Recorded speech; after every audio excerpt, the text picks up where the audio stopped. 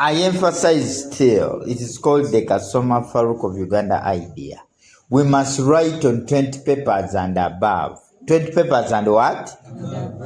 The second rule says, never forget the first rule. Never forget the first what? So you must honor the two rules if you are to survive. So we are challenging minds. What were the factors that led to the rise of Musolin? Number one, the negative effects of World War I, 1914 to 1918. So we are saying today, World War I had negative effects. For example, it led to the destruction of properties, and many people died.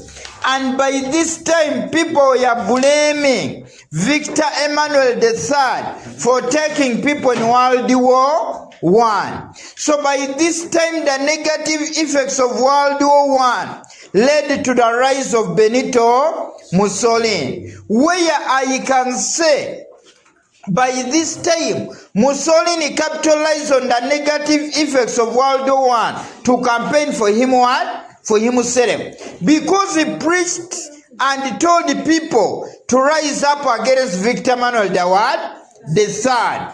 So the negative effects of World War I made the Italians to support a man called Benito Musolin. Another one, the unfairness of the 1919 Versailles peace settlement. What happened at Versailles? Italy, you remember, in World War I, moved from the side of Triple Alliance and joined Triple what? Entente, expecting great territories. But Italy was given poor what? Territories. So Mussolini capitalized on the unfairness of the 1919 Versailles peace settlement to campaign for himself. Because he promised the Italians that if you support me, I'll rise up against the Versailles peace treaty altogether. That's why the Italians had to support a man called Benito Musolin, because he promised them to rise up against the Versailles peace what? Peace treaty. Then the political inefficiency of the liberal government under Victor Emmanuel III. It is said Victor Emmanuel III was politically inefficient. He failed to solve the people's problems of that time. For example, the high levels of unemployment and everything. By this time, Mussolini capitalized on the political inefficiency of Victor Emmanuel III to campaign for him what? For himself. Because he promised the people that I'm the one who is going to solve all your what? Problems. So the political inefficiency of Victor Emmanuel III led to the rise of Benito Musolin. Because by this time, he promised to solve the problems. Then the widespread corruption and embezzlement of public funds. It is said the government of Victor Emmanuel III participated in a high-level what? Corruption. High-level what? Corruption. And by this time, because the government was so corrupt, Victor Emmanuel failed to solve the problems of corruption. So Mussolini capitalized on that to campaign for him what? For himself. So it was a question of the widespread corruption and embezzlement of public funds that Mussolini used that to campaign for him what? Himself. Then the question of land redistribution. When it came to land, the peasants did not have land, but a small clique of people had big pieces of what? Big pieces of land. So it was a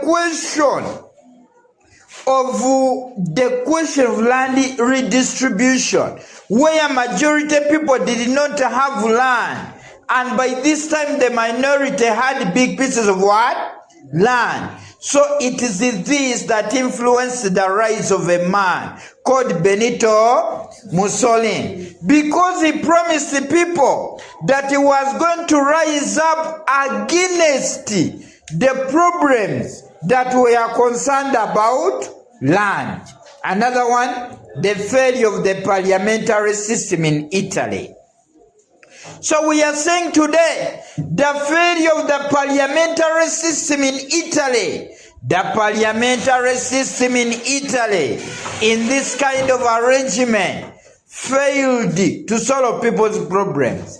The government in power of Victor Emmanuel had a few MPs in parliament. So it is this that made Musolin to overpower Victor Emmanuel the what? The third, because by this time there was the failure of the parliamentary system in Italy. Another one, the failure of the different political parties in Italy to fight fascism. The different political parties in Italy failed to fight what? Fascism. Because the fascists by this time got so many MPs in parliament.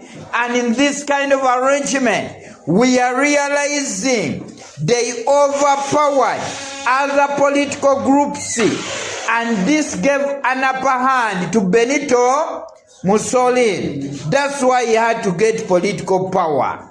Then the role of the Catholic Church. The role of the Catholic what? It is seen.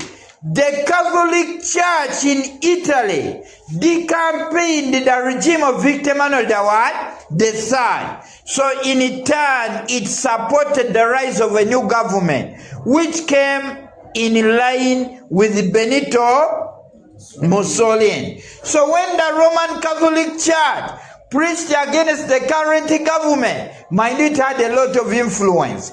It is this that gave an upper hand to Musolin to get political what? Power. Then another one, Hegel's philosophy.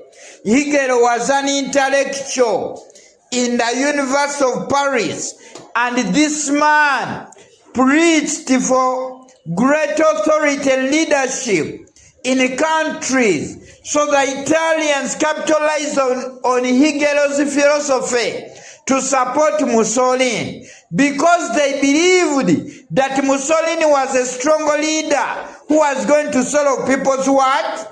Problems. That's why Musolin had to get political what? Power. Then the personality of Musolin. Personality of Musolin. I can tell you today, he was a gifted speaker. He could stress his point well to the people. It is said Benito Musolin was a magnetic speaker. His speeches could attract people as a magnet can attract what? Laser brain. Because Musolin was a gifted speaker, it is this that influenced his rise to what? To power. So we are saying today, because Musolin was a gifted speaker, he managed to convince the Italians, and they had to support him. They had to do what? To support him. Then the role of the fascist terrorist squad. It is said the fascist terrorist squad, this was a group of Musolin threatening anyone who was not supporting Benito Musolin. So the fascist terrorist squad scared the people, and in turn people had to support Musolin for fear to be killed by the fascist terrorist what? Squad. Then the parliamentary elections. It is said the parliamentary elections in Italy, in this kind of arrangement, the parliamentary elections in Italy made the fascists to get so many supporters in what? In parliament. As they got so many supporters in parliament, Mussolini capitalized on this to campaign for him what? For himself, because they had so many supporters in what? In parliament. Then the success of the fascist march to Rome let me tell you, this wasn't a wedding march.